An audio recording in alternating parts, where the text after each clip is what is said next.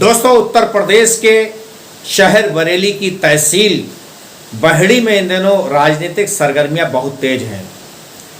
Samajwadi party से प्रत्येक विधानसभा में एक नहीं बल्कि कई कई लोगों ने टिकट की दावेदारी की है। इसी विधानसभा में फिर से दावेदार है, पूर्व प्रत्याशी रहे, पूर्व मंत्री रहे सपा की सरकार में अताउर रहमान साहब। उनके मुकाबले पर आए हैं बहुजन समाज पार्टी छोड़कर नसीम अहमद। ये वही नसीम अहमद हैं जो कभी फॉरेस्ट डिपार्टमेंट में राजपत्रित अधिकारी हुआ करते थे और पिछला विधानसभा चुनाव नसीम अहमद ने बहड़ी विधानसभा से लड़ा था और उनका चुनाव निशान हाथी था, अर्थात बहुजन समाज पार्टी के उम्मीदवार थे। उस चुनाव में नसीम अहमद को 66,000 वोट मिले थे और अताउर रहमान तीसरे नंबर पर खिसक गए थे, जबकि विधायक बने थे भारतीय जनता पार्टी के छत्रपाल सिंह गंगवार, जो इस समय राजस्व मंत्री उत्तर प्रदेश सरकार में बनाए गए हैं कुछ महीने पहले। लगातार दोनों दावेदार अपने अपने हिसाब से बहड़ी विधानसभा के गांव-गांव में प्रदर्शन कर रहे हैं, सभाएं कर रहे हैं, रैलियां निकाल रहे हैं। बीते दिनों आपको ध्यान होगा कि लखीमपुर में कुछ किसानों पर गाड़ी चढ़ा दी गई थी और गृह राज्य मंत्री के बेटे पर आरोप लगे थे और कहीं ना कहीं उन पर मुकदमा दर्ज हुआ था, जेल भेजा गया था। उस समय बहड़ी में समाजवादी पार्टी से टिकट के दावेदार नसीम अहमद ने अबू आजमी की मौजूदगी में जोरदार धरना किया था। दिवंगत किसानों की आत्मा की शांति के लिए 2 मिनट का मौन भी रखा गया था और घटना के प्रति अफसोस जताते हुए प्रदर्शन भी किया गया था। साथ ही साथ प्रशासन से मांग की गई थी कि प्रत्येक मृतकों के परिवार को आर्थिक मदद की जाए और उनको सरकारी नौकरी दी जाए। बाद में हुआ भी ऐसा ही, 45 लाख रुपए की बताते चेक दिया गया था और भी कुछ सहयोग राशि दी गई थी। उस घटना के बाद अंतिम अरदास भी लखीमपुर में मृतकों की हो चुकी है, लेकिन मुद्दा अभी भी गर्म है। दूसरे प्रत्याशी दावेदार अताउर रहमान ने भी सेमीखेड़ा चीनी मिल के सामने किसानों की हिमायत में धरना प्रदर्शन किया था। एक बड़ी सभा की थी जिसमें कार्यकर्ता भी बड़ी संख्या में समाजवादी पार्टी के लाल रंग की टोपी लगाए पहुंचे थे।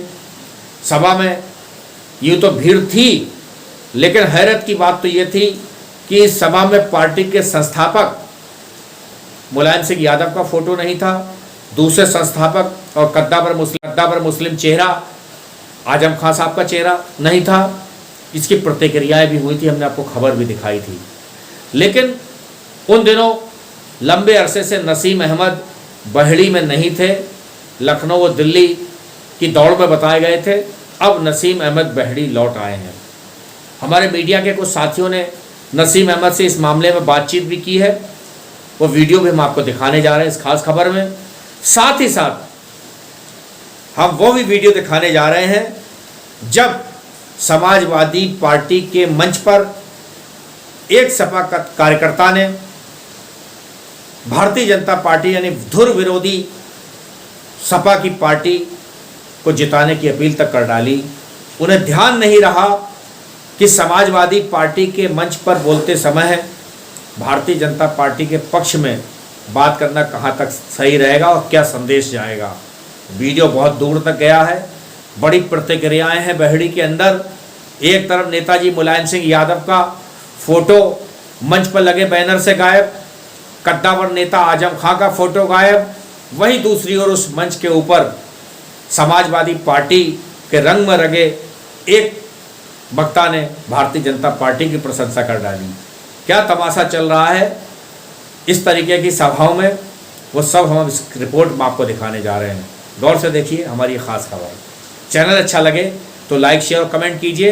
हाँ, किसी ऐप पर देख रहे हो तो प्लीज़ फॉलो कीजिए। देखिए रिपोर्ट। देखिए, जो 16 तारीख को गन्ना किसानों के भुगतान के लिए शुगर फैक्ट्री के सामने जो धरना दिया गया था, वो एक तरीके से किसानों का धरना इसलिए नहीं था कि उस मंच पे जो हमारे समाजवादी पार्टी के संस्थापक और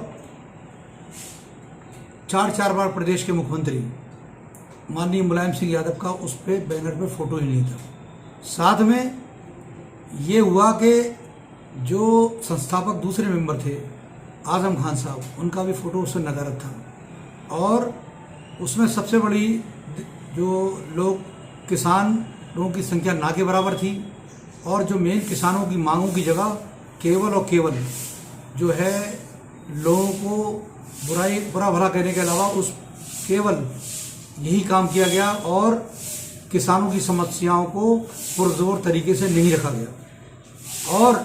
और हद ये हो गई कि जिन मुलायम सिंह यादव ने पार्टी को सालों सींचा और आज भी जीवित हैं, जिनके बारे में नारा था कि जिसका जलवा कायम है उसका नाम मुलायम है, और जिन्हें उस वक्त उसके बाद भारत सरकार ने रक्षा मंत्री बनाया, उस नेता को नेग्लेक्ट करना यहाँ इस प्रोग्राम में साफ साफ दर्शाता है कि ये लोग समाजवादी पार्टी को बहुत बड़ा नुकसान पहुँचाने की कोशिश कर रहे हैं। और वहाँ पे सभी जो नेता थे इस बात के लिए, जो आयोजक थे, उन्होंने अभी तक कोई माफ़ी नहीं मांगी है कि जो पार्टी के संस्थापक का फोटो ना होना, और वहाँ से एक पूर्व प्रत्याशी जो थे जिला पंचायत के कैलाश बाबू मौर्य, उन्होंने अपनी स्पीच में साफ साफ भारतीय जनता पार्टी को ताकतवर बनाने के लिए कहा और वोट मांगे। उसके लिए भी कोई माफ़ी मांगी नहीं गई है। हम इसकी कड़े शब्दों में निंदा करते हैं और हम मांग करते हैं कि जिन लोगों ने ऐसी हरकत की है, मुलायम सिंह यादव जो हमारे पार्टी के संस्थापक हैं, उनके फोटो को, और जिन लोगों ने उस मंच से भारतीय जनता पार्टी को मजबूत करने के लिए बात करी है, ऐसे आयोजक और ऐसे नेताओं को, और ख़ास तरीके से जो यहाँ कई बार मंत्री रह चुके हैं, यहाँ मंत्री और विधायक रह चुके हैं, उनको खुले मन से माफ़ी मांगना चाहिए आम जनता से, और ये जनता का काम है कि उन्हें माफ़ करे या ना करे। वोट ना किए थे, खुद उसकी टक्कर पे चुनाव लड़ गए थे। उसी रंजिश में आकर के उस प्रधान ने जबरन उनके खेत पर, बीच खेत में रोड डलवाने का काम किया, जबकि वहां रोड नहीं था।